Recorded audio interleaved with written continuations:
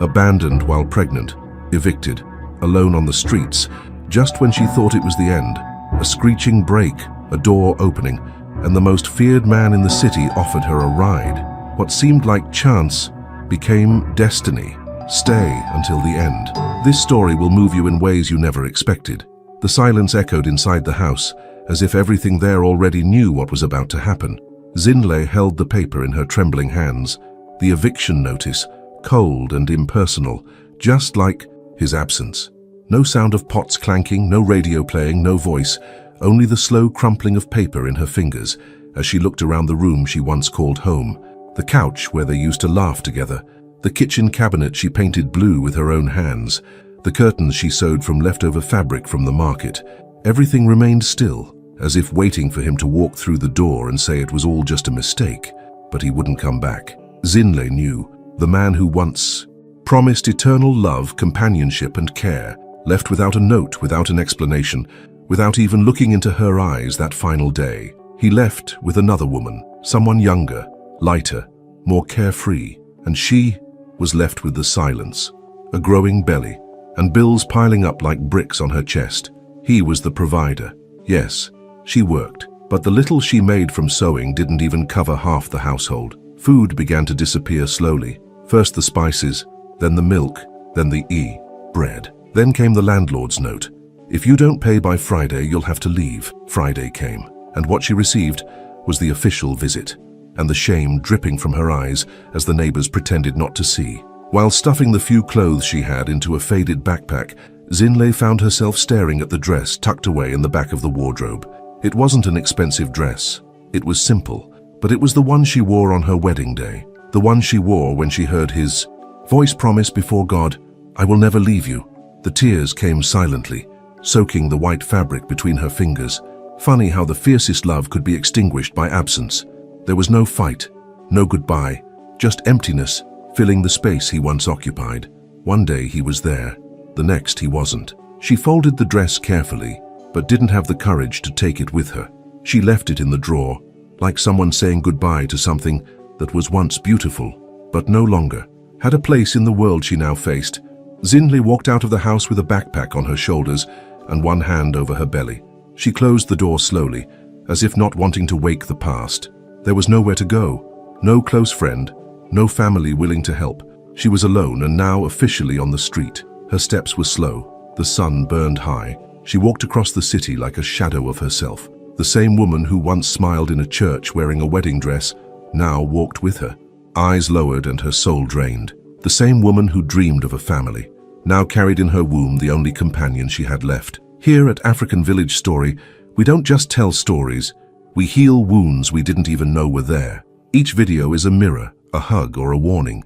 If this touched something inside you, then this channel is yours too. Subscribe now and turn on notifications, because the next story might not just be about someone else, it might be about you. She walked for hours, with no direction. Her feet followed no path, only what was left of her strength. The backpack dug into her shoulders, her skin burned beneath the worn-out dress, but nothing hurt more than the invisible weight of shame. Xinlei walked like someone who no longer expected to find anything, only to leave what was behind. The world around her didn't seem to care, and maybe it never did. No one offered help. Some glanced for a moment curious, as if trying to guess her story from appearance alone. Others turned their faces away, silently saying, "It's not my problem." A group of women stepped out of a pharmacy laughing loudly, but their laughter died when they saw her. That silence hit like wet cloth, heavy, uncomfortable, impossible to ignore. It wasn't anger or disgust, it was dismissal. And that kind of silence teaches you early to swallow your hunger and pain with your own pride. Shops were closing one by one, not because of the hour, it was still early, but because of self-preservation. Vendors seemed to have a radar for human need they couldn't profit from. She passed a children's clothing store.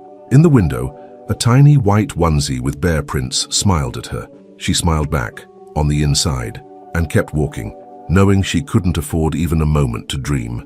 Eyes turned away, not because they didn't see, but because they saw too much.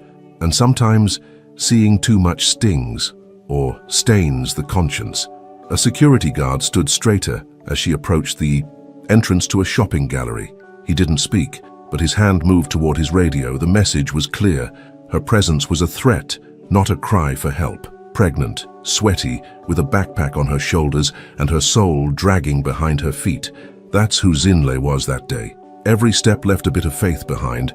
Her shirt clung to her back, soaked not only with sweat, but with months of struggle, silent tears, and dreams postponed indefinitely.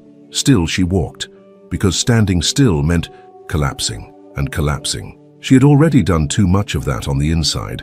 The world seemed to punish the ones who fought hardest to survive, as if there were a hidden cruelty toward those who insist on getting up after falling, as if pushing through pain was somehow less worthy than surrendering to it.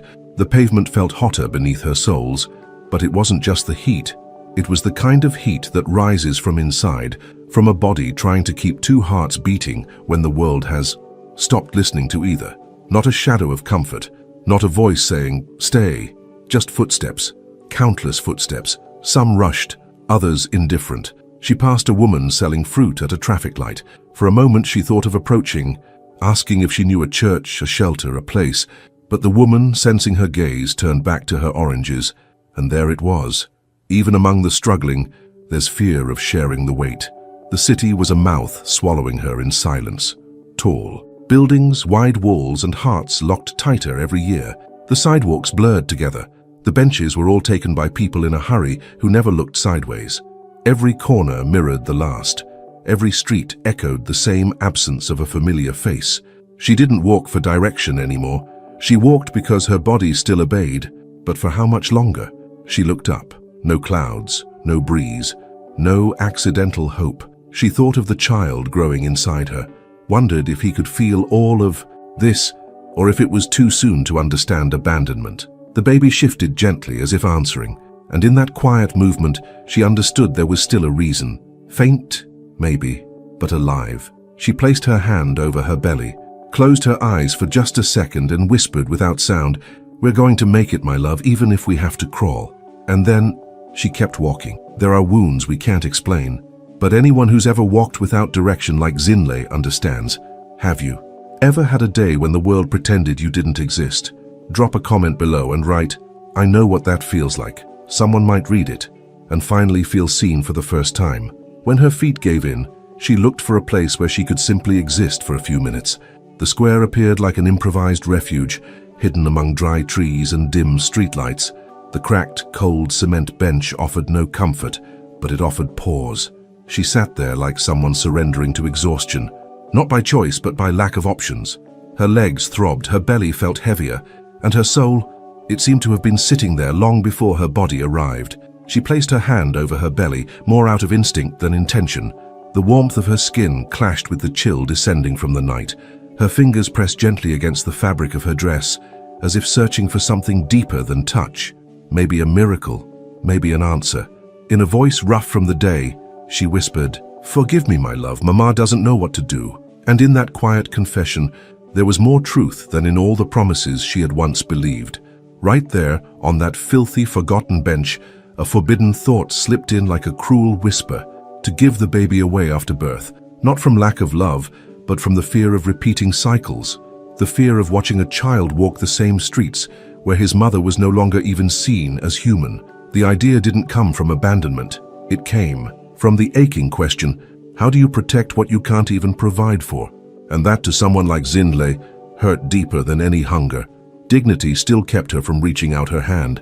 Begging felt like crossing the last line, holding her identity together. But hunger was starting to win. Her lips trembled. Her stomach didn't ache anymore. It simply collapsed.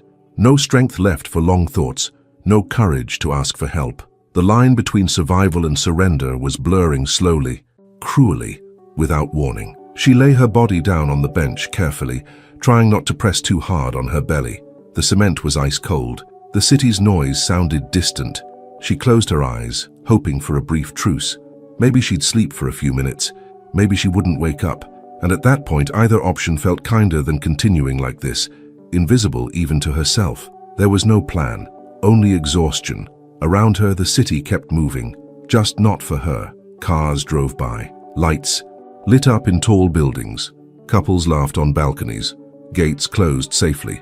But no one noticed the woman lying on a park bench, arms wrapped around a belly, knees pulled up to guard what little warmth was left. A woman who once had a name, an address, a husband, and a promise. Now she was only breath, silence, and a heart beating for two. Sleep came in fragments. Not peaceful sleep, but the kind born from pure depletion. Every sound startled her. A rat scurrying in the bushes, a muffled laugh. From the street, her eyes opened and closed in broken cycles, unsure if it was safer to rest or stay alert. Still, her body begged for rest. Somewhere between half sleep and near faint, she felt a small movement. The baby stirred inside her, gentle, subtle, but strong enough to remind her that life still existed there. Not just any life, a life depending on someone who wasn't sure she could go on. And even in that moment of fragility, a spark lit. Because even in abandonment, something inside a mother refuses to let her child face the world alone. One of the streetlights flickered and suddenly turned on, casting a soft glow across Xinle's face, eyes open, staring at nothing, but awake. Still there, still breathing, and even without knowing what the next hour would bring, she understood something. She had to survive that night, because sometimes the greatest miracle is simply making it through one more night. The weight she carried was too much. No roof over her head, no sense of safety, and the silent pain of not being able to give the basics to someone who hadn't even been born yet. Have you ever looked at your child and found in them the strength you no longer had in yourself? Answer yes or no in the comments. And if you can, share a bit of your story. Someone out there might be on the verge of giving up, and your words could be the reason they don't. A black car braked abruptly. The harsh screech cut through the air, and for a moment, everything stopped. Xinle, with blurry eyes and unsteady steps, hadn't even noticed she'd crossed without looking. It wasn't haste, it was exhaustion, that quiet surrender of someone who no longer expects to be seen. And by irony or destiny, that was the moment someone saw her. The window began to lower slowly. There were no shouts, no horn, no impatience, only silence, and a pair of eyes fixed on her. Gail Moretti, a name whispered in boardrooms, among judges and behind closed doors. A feared man, wealthy, private, impenetrable. And now, right there, facing a pregnant woman, sweaty, carrying a torn backpack. His eyes didn't go to her face first. They landed on her swollen belly, clearly visible beneath wrinkled fabric, then to the broken zipper and the stitched-up seams of her bag, and finally to her feet, swollen, stripped of dignity. It wasn't pity, it wasn't judgment, it was reading, as if he were seeing everything she hadn't said out loud. Xinle didn't react. She knew who he was, not from meetings, but from murmurs. He's cold, he's dangerous, he has no heart. But what she saw now was a different presence, a man who didn't need to raise his voice to command respect, and yet remained silent, as if searching for something in her silence. Her hands instinctively protected her belly, trying to seem composed, but there was no hiding what her body was screaming: hunger, thirst, fear. Still, she held his gaze, because if there was one thing left in her, it was courage. Gale didn't speak for several more seconds. He didn't seem disturbed, nor curious, just focused, as if, for some unknown reason, that intersection wasn't just about traffic, it was about fate. And then he did something Xinle never expected. A black car braked abruptly. The harsh screech cut through the air, and for a moment everything stopped. Xinle, with blurry eyes and unsteady steps, hadn't even noticed she'd crossed without looking. It wasn't haste, it was exhaustion, that quiet surrender of someone who no longer expects to be seen. And by irony or destiny, that was the moment someone saw her. The window began to lower slowly. There were no shouts, no horn, no impatience, only silence, and a pair of eyes fixed on her. Gael Moretti, a name whispered in boardrooms, among judges and behind closed doors. A feared man, wealthy, private, impenetrable, and now right there, facing a pregnant woman, sweaty, carrying a torn backpack. His eyes didn't go to her face first. They landed on her swollen belly, clearly visible beneath wrinkled fabric, then to the broken zipper and the stitched-up seams of her bag, and finally to her feet, swollen, stripped of dignity. It wasn't pity, it wasn't judgment, it was reading. As if he were seeing everything she hadn't said out loud. Xinle didn't react. She knew who he was, not from meetings but from murmurs. He's cold, he's dangerous, he has no heart. But what she saw now was a different presence. A man who didn't need to raise his voice to command respect, and yet remained silent, as if searching for something in her silence. Her hands instinctively protected her belly, trying to seem composed, but there was no hiding what her body was screaming. Hunger, thirst, fear. Still, she held his gaze, because if there was one thing left in her, it was courage. Gale didn't speak for several more seconds. He didn't seem disturbed, nor curious, just focused. As if, for some unknown reason, that intersection wasn't just about traffic, it was about fate. And then he did something Xinlei never expected. If that silent gaze between two strangers struck something inside you too, leave a heart in the comments. It may seem like just an emoji, but for many, it's the simplest way to say, I still believe, broken. Destinies can fit back together again. Get in. It wasn't an invitation. There was no kindness in his tone, nor threat. The word landed in the air like a decree, and for some reason Xinlei couldn't explain. Her body obeyed before her mind could react. Maybe it was exhaustion. Maybe it was the strange feeling that this man could see through her. Or maybe just the desperate wish not to die that night. Whatever it was, she got in. The car smelled of something precise. Real leather, faint. Traces of expensive cologne and filtered air. Luxury in every stitch, but nothing over the top. No music playing, no screen lit up, just the soft hum of the engine. And her thoughts, blending into the silence of a man who, minutes earlier, only existed in newspaper headlines. She sat down without knowing if she was allowed. The torn backpack rested on her lap, almost apologizing for existing. Xinlei didn't say a word, didn't ask who he was, because she already knew. Gale Moretti, real estate, magnate, owner of half the skyline, and a trail of decisions that had ruined fortunes and reputations.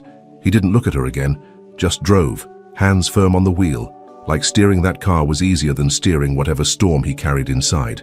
No, where are we going? No, what happened? Just a sentence, cold and exact. You need to eat. It struck like lightning, not for its force, but for its precision. Xinlei felt her stomach tighten, not out of hunger, but out of shame for being seen. It was like someone had peeled off the mask she didn't even know she wore. She swallowed hard. Silence returned, but this time it felt different, less sharp, almost gentle. That phrase, so simple, sounded like it came from someone who knew exactly what it meant to have an empty plate and no one asking anything. The car moved through streets she didn't recognize, but fear was slowly giving way to something more complex. It wasn't safety yet, it was just the absence of danger, and for someone who had slept on a concrete bench, that already meant a lot. Xinlei didn't know what to expect, and Gale didn't seem eager to give any clue, but what came next wasn't in any version of life she had imagined for herself. Sometimes, the first gesture of care is what disarms us, but not everyone who offers a hand truly wants to help. Have you ever been in a situation where kindness was hiding something more? Share what opened your eyes. Your story might be the key someone else needs. To finally wake up, Gale took her to a secluded country house, guarded by an electric gate and security cameras. No words of welcome, no explanations. He simply said, "She stays here until she regains her strength." The silence that followed was louder than any threat. The room was prepared quickly, too quickly, as if it had been waiting for someone. There were no luxurious decorations, only what was necessary. A clean bed, a bathroom with hot water, and curtains thick enough to block out the world. But for someone who had spent nights under cement benches and mornings waking up to car horns, it felt like a palace. She took a hot shower, the first in weeks. The water ran over her body, carrying away not only the dirt, but the stories she hadn't told anyone. And when she looked in the mirror, clean and wrapped in a robe too soft for someone like her, she couldn't hold back the tears. For a brief second, she almost believed there was still a future waiting somewhere, one where her child would be born in safety, one where she could start over, even if just as someone new. But the look from the driver who had brought her shattered that illusion. His eyes said what his mouth wouldn't. You're now in debt to a man who never forgets, and even less forgives. That message lingered in the room like perfume that doesn't fade. It reminded her that protection had a price, and that Gale Moretti didn't do charity. Whatever he wanted, he would come for it, and when he did, she would. have no choice but to pagar with whatever was left of her. Have you ever felt that tightness in your chest, caught between relief and fear? When Xinlei looked at her clean reflection, she almost believed in hope, but the driver's gaze pulled her back to reality.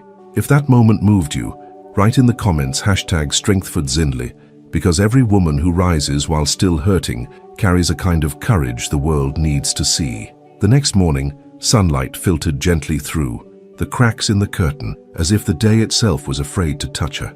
Still dazed and unsure if this was a dream or some kind of luxurious exile, Xinlei caught the scent of fresh coffee before her eyes even opened.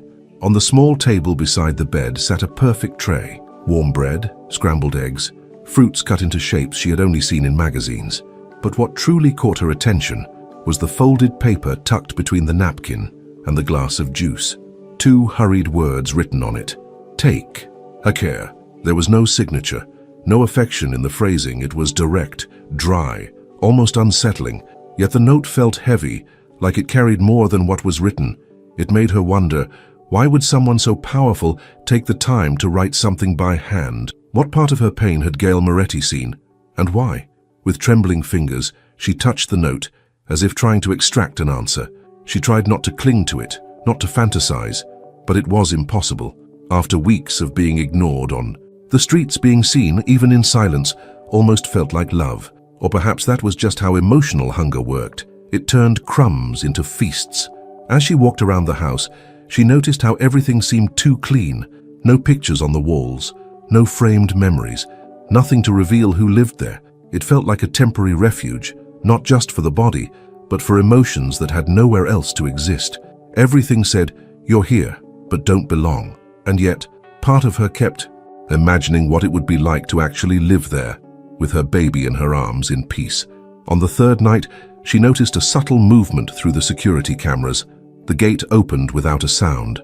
A male figure stepped into the garden and remained still, like someone watching a grave. Xinlei recognized him before his face came into full view. Gale was there. He didn't ring the bell, didn't call for anyone. He simply watched, as if needing to confirm she was still breathing. But his gaze, though firm, lacked arrogance. It carried weight, guilt, something she couldn't decode. But that made her heartbeat quicken, not from fear, but from unease.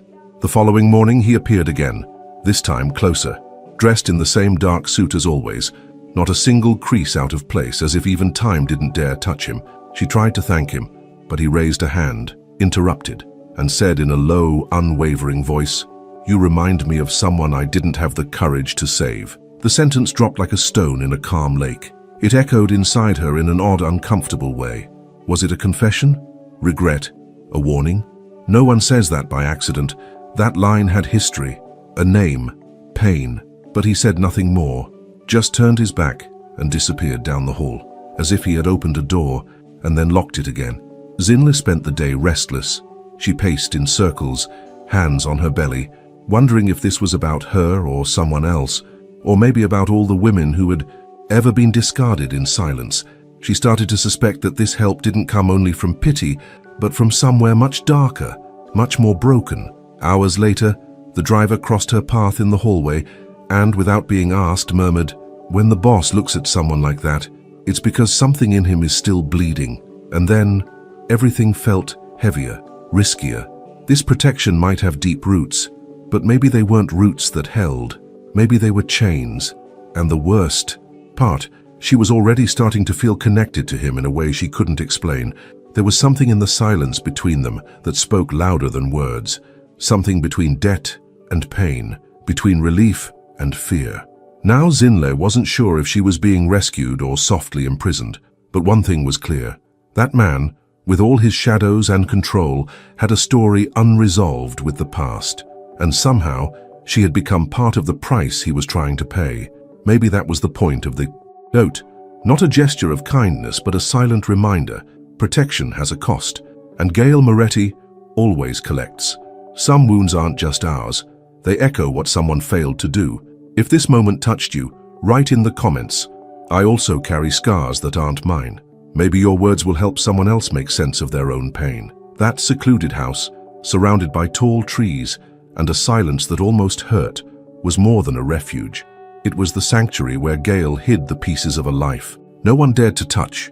On the outside, an empire. On the inside, a man still bleeding from wounds that never healed. And now, inside those walls, there was another presence, fragile, confused, carrying not just a baby in her womb, but a restrained scream, the kind of pain he recognized instantly. He watched her without her knowing, the quiet footsteps down the hallway, the time she spent staring out the window, the care she took with things that weren't even hers. But what struck him most wasn't that. It was the silence, the way she endured everything in silence as if screaming were a luxury she could no longer afford, and that shattered something inside, because he knew that silence. He'd heard it once before in another woman, one he didn't have the courage to save. At first he tested her, not because he doubted her, but because he needed to protect himself. Sharp questions, cold looks. He wanted to see when she would break, when she would push back, when she would say, "Enough," but she didn't.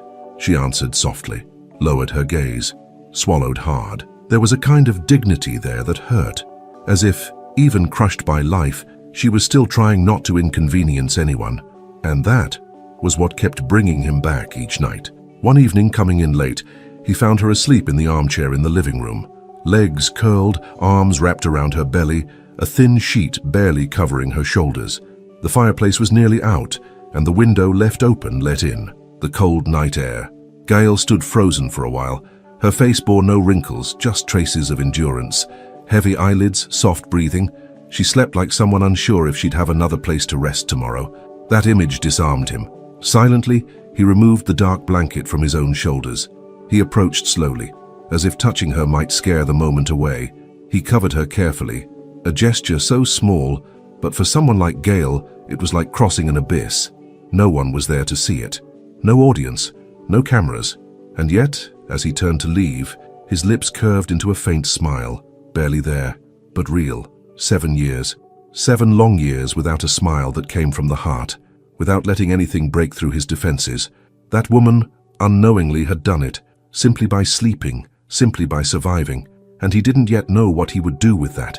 He only knew that the cold that night felt a little less cruel. Sometimes, a simple gesture carries everything words can't express.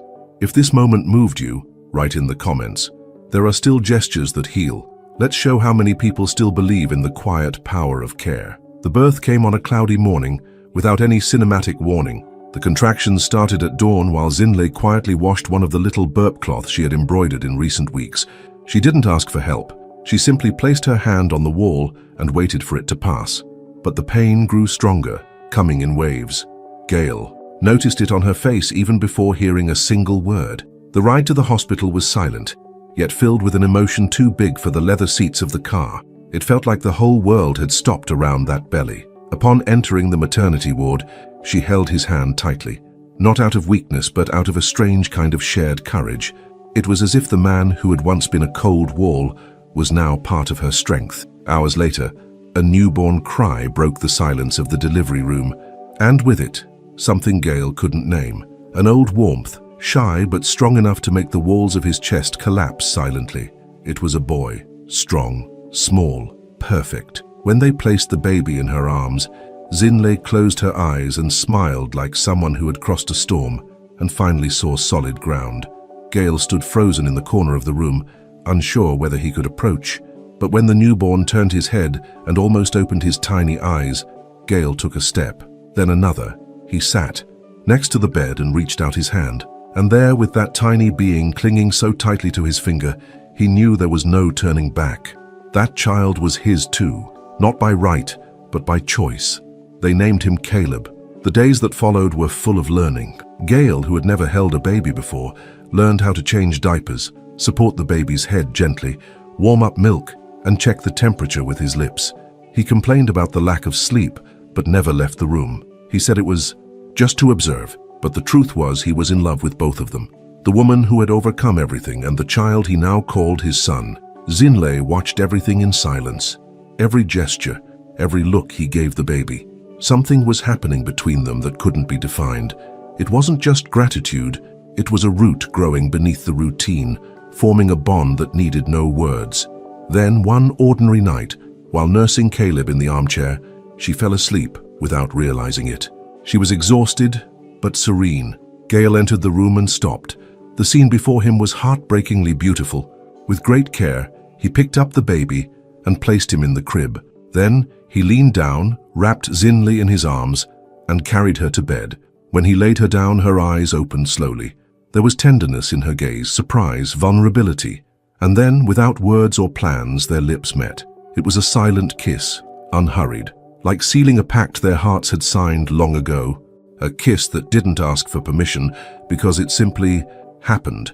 The family being born there was unlikely, but real, strong, made of reconstructed pieces. Days later, on a calm afternoon, the house's security guards reported a visitor at the gate.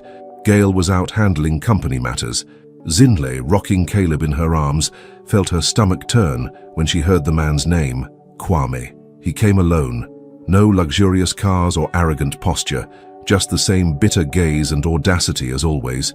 He said he wanted to see the child, that he had rights, that he was demanding his share. At first he tried to present himself as a remorseful father. He said he heard she was now living in luxury, protected by millionaire Gale Morritson, and that, as the biological father, he wanted to be part of the child's life, and of course enjoy the benefits. But Kwame didn't take long to drop the act. He was bankrupt, abandoned by the woman he had run away with, and saw Caleb as his last chance to get some money. While the guards tried to block him, Kwame pushed through the garden. He found Xinli near the door, holding Caleb tightly. He grabbed her by the arm, trying to assert control, just like in the past. That's when a voice thundered from behind. "Step away from my wife, now." Gale had just arrived. The gravity in his voice froze the moment. Kwame backed off, but not without a threat. "This isn't over. I'll be back, and I'll take that child from you." That night, Xinli could barely breathe. She locked herself in the room and began packing a suitcase in a hurry, tears running down her face. Gale came in and saw the panic. "What are you doing?" "I have to leave. He'll come back, Gale. He'll try to take my son. I need to protect Caleb." Gale approached her, wrapped her in a firm embrace and said, "You're not going anywhere. Caleb is my son now, and I will protect my family." She broke down in his arms. That room, with its open suitcases and scattered fears, became the symbol of the commitment being sealed. 3 days later, Kwame returned. He tried to invade the property by jumping over the back wall. He was armed, but the security sensors detected him. He was intercepted before he could get far. The guards neutralized him with precision and handed him over to the police. News spread quickly. The threat was over. Kwame left in handcuffs while Caleb slept peacefully in Gale's arms. Xinli watched the scene from the balcony. For the first time in a long while, she felt the worst was behind them. That fear had made room for peace, and in that house of wide windows and a rebuilt heart, life was finally beginning. Gale, Xinli, and Caleb. A family built in the midst of chaos, but sustained above all by the kind of love that asks for no explanation, just presence. Some families aren't born from blood, but from the choice to stay, even when everything falls apart. Xinli didn't need a hero. She needed someone who wouldn't leave, and Gale stayed. Because when love is real, it doesn't ask for permission to exist. It simply grows, even in the middle of chaos. Caleb arrived as a promise, but became the root of a new story. Strong, unlikely, and whole. And if this story touched you, know that others are about to begin. Click the video below and keep feeling what only true stories can awaken. See you soon.